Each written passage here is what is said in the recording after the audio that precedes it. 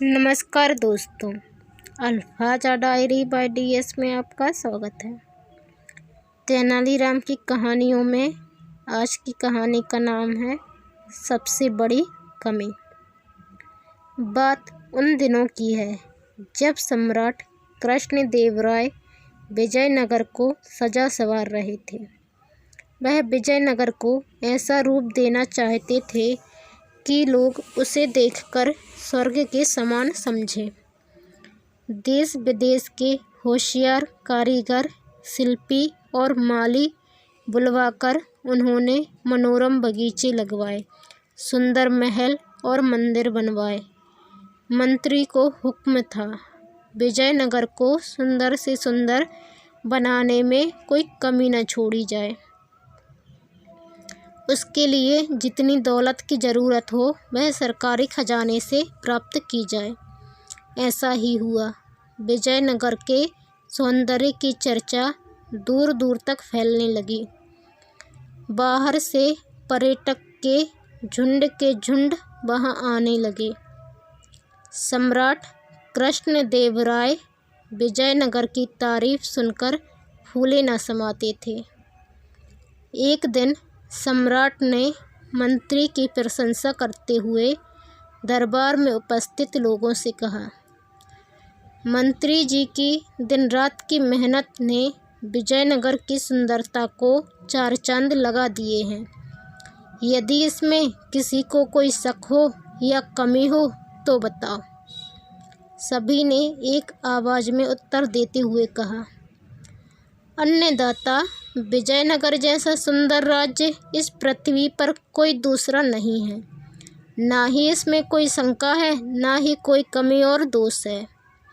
सारे दरबारी राजा की और मंत्री की तारीफ करने में लगे थे कि पुरोहित ने देखा तेनालीराम मुंह पर हाथ रखे खामोश बैठा है। उसने सम्राट से कहा, महाराज, शायद तेनालीराम को विजयनगर की प्रशंसा पसंद नहीं आई, तभी तो वह ऐसे खामोश बैठे हैं जैसे इन्हें सांप सूंघ गया हो।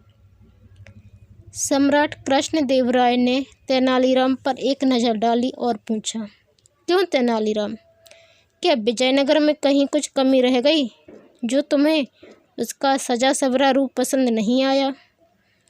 पसंद आया महाराज, मगर तेनालीराम ने उठते हुए अधूरा उत्तर दिया तो सम्राट भड़क कर बोले, मगर क्या?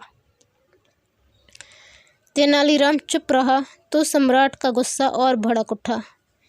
यदि तुमने उत्तर नहीं दिया तो तुम्हें सजा मिलेगी। जो दरबारी तेनालीराम से ईर्ष्या रखते थे उनका मन बल्लियों उछलने लगा कि आज फंसा है तेनालीराम। तभी तेनालीराम ने धीरे से जवाब दिया, महाराज, एक कमी रह गई है। कमी? कैसी कमी? हमें तो कोई कमी नज़र नहीं आती। सम्राट ने मंत्री की ओर देखते हुए तेनालीराम से पूछा।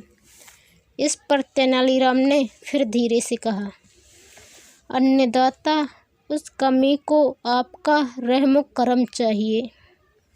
ठीक है, सम्राट ने कहा, हमें दिखाओ कि कमी कहाँ है। कहते कहते वह उठ खड़े हुए, मगर याद रखना, यदि तुम कमी न दिखा सके तो तुम्हें प्राणदंड मिलेगा। तेनालीराम राजा को लेकर दरबारियों के साथ चल पड़ा। सभी अचंभे में थे कि इतने सुंदर विजयनगर में आखिर ऐसी कौन सी कमी रह गई है जिसके कारण तेनालीराम प्राणदंड तक भुगतने को तैयार है। वो सब नगर में भ्रमण को चल पड़े तो राजा को बड़ा अजीब सा लगा कि पहले तो नगरवासी उनके भ्रमण के समय सड़क के दोनों ओर भीड़ लगाकर उनका स्वागत करते थे, उन पर फूलों की बारिश करते थे, किंतु इस बार ऐसा कुछ न था। न इतनी प्रजा थी, न उनमें वो उत्साह था। उन्होंने प्रश्न भरी दृष्टि से तेनालीराम की तरफ देखा। तेनालीराम बोला, अन्नदाता, आप खुद प्रजा के बीच हैं, जो पूछना हो उनसे पूछो। तेनालीराम बोला, अन्नदाता, आप खुद प्रजा के बीच हैं, जो पूछना हो इनसे पूछो।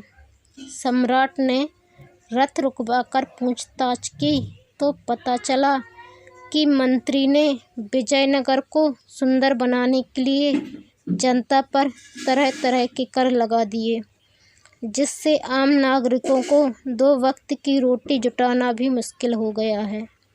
सम्राट को धक्का सा लगा। वह अधिक देर तक वहाँ न ठहर सके।